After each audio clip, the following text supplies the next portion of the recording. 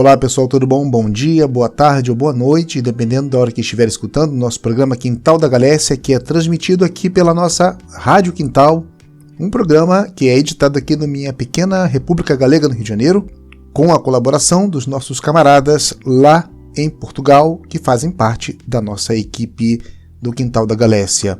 Estamos dentro de uma temática que foi escrita através de crônicas. O primeiro programa que fizemos foi o fim do Reino Suevo, que não necessariamente significava o fim das pessoas, dos suevos, desta sua incorporação, dessa sua miscigenação natural com a população maioritariamente galaico-romana, que já existia ali naquela região. Depois fizemos uma abordagem através de uma matéria muito interessante sobre as falsificações históricas, sobre o reino das Astúrias, e finalmente entramos naquele tema. Assim começaram as crônicas. Nós vamos dar continuidade a toda essa temática de uma forma muito tranquila, lembrando sempre que não há nenhum compromisso ou interesse de aceitar ou impor ou criar algum determinismo, que a historiografia é resultante da construção feita a partir desses relatos nessas crônicas.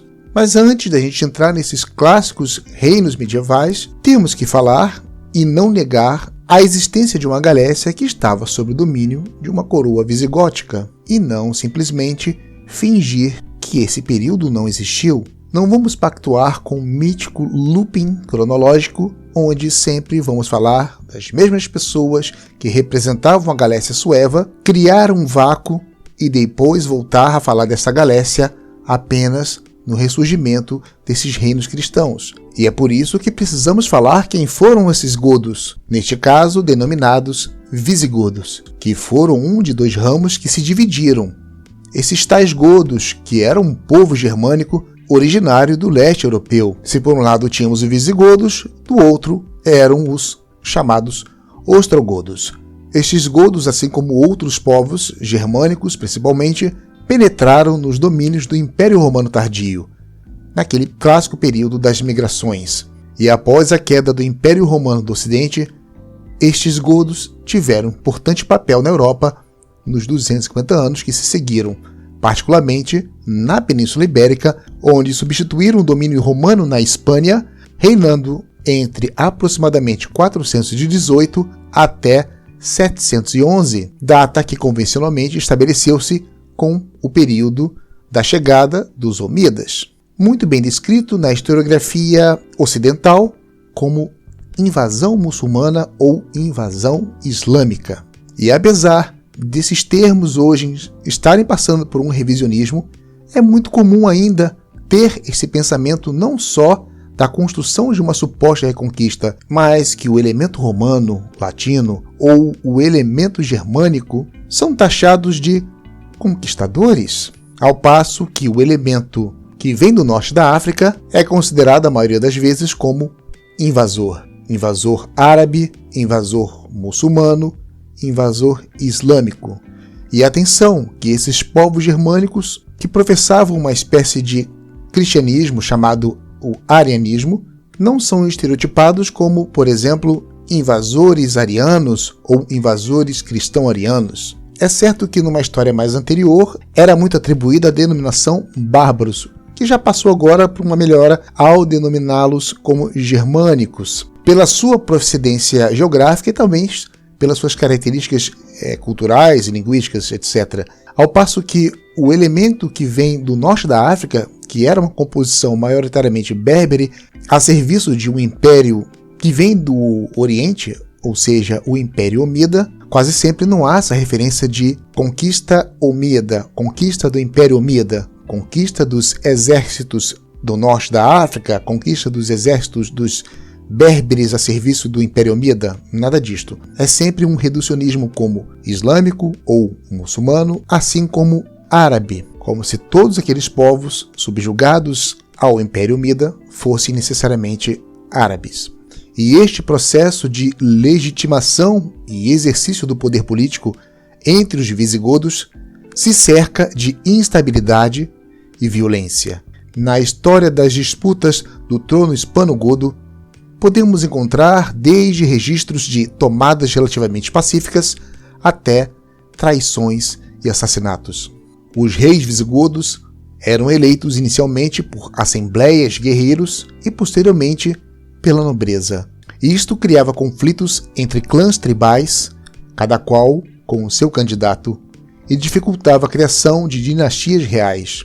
Neste cenário, muitas vezes indicar o filho como sucessor real significava uma sentença de morte para o futuro rei.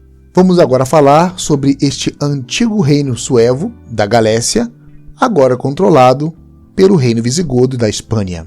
E mesmo que digam que os nobres suevos, que as elites suevas supostamente continuassem administrando o território, o trono não era mais na Galécia. E essa história não vai ser lida somente aqui. Em outros momentos também vão dizer para vocês que a Galécia, ou que a Galiza, era um reino sem trono. Era um reino descabeçado. Isso não é desmerecer a história da Galécia ou a história da Galiza. Isto é comprometimento com a historiografia e com os fatos. E sendo assim, foram reis da Galécia cujo trono ficava fora desse território a partir de 568 por Leogivildo. E numa cronologia que vai exatamente até 710 ou 711, teríamos depois Recaredo I, Liúvia II, Vitirico, Gondemaro, Sisebuto, Recaredo II, Cicenando, Quintila, Tulga, Quindasvinto, Recisvindo, Vamba, Paulo, Hervígio, Égica, Vitiza e depois Rodrigo. Pode ser que tivesse um outro rei depois de Rodrigo, mas com certeza esse último não tinha mais controle sobre aquela antiga Galécia sueva. Devemos ter em conta que a conquista da Galécia por parte dos visigodos se realizou de forma pouco traumática para a província, sendo integrada às suas estruturas organizativas até que em meados do século VII, por Quindasvinto e Recisvinto, se aborde uma reforma administrativa profunda. Também há registros de um elevado número de secas, as casas de moedas visigodas, que existiram dentro dos territórios que pertenciam àquele antigo reino suevo. Das 79 casas de moeda visigodas, 39 estavam no território da Galécia. Também há evidência da existência de uma organização administrativa da época sueva, continuada em parte no período visigodo, e em relação com a própria organização eclesiástica, que converteria-se em um modelo de organização do campo. Uma rede programada e estruturada de templos que organizavam a vida religiosa e, indiretamente, a vida social e moral das comunidades aldeãs de onde se erguiam. Um sistema que era ao mesmo tempo um modelo de convivência e que constrói estruturas homogêneas. Daí a confusa terminologia do texto do Parochiale, a sobreposição de categorias diversas que se corresponde a um mundo de articulações que a Igreja e a administração real estão tentando submeter aos seus próprios critérios de controle nos momentos prévios à conquista visigoda do Reino Suevo. Este possuía fronteiras bem definidas, estabelecidas em torno de 3 conventos que haviam composto originalmente a Galécia, ao que teriam que somar o do Escalabes, o mais setentrional da Lusitânia. Como vimos, as fontes mostram que, depois da conquista, a organização territorial sueva será mantida até o século VII, até que com as reformas administrativas de Quindasvinto e Recisvinto serão recuperados os limites da época da conquista romana, ou seja, aqueles que haviam chegado a identificar a Galécia por cima das particularidades locais, incluindo uma proximidade com seus vizinhos astures.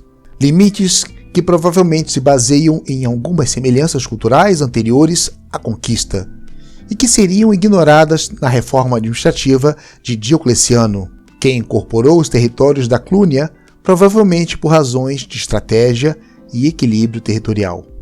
É possível que o período de domínio suevo, longe de alterar esse esquema de fortalecimento, adota uma estrutura unitária autônoma, o que até então eram categorias externas ao serviço de Roma.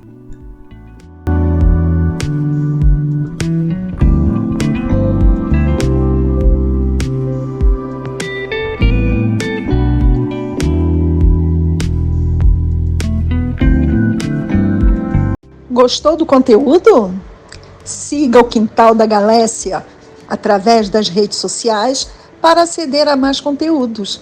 Ajude-nos na causa da nossa língua comum.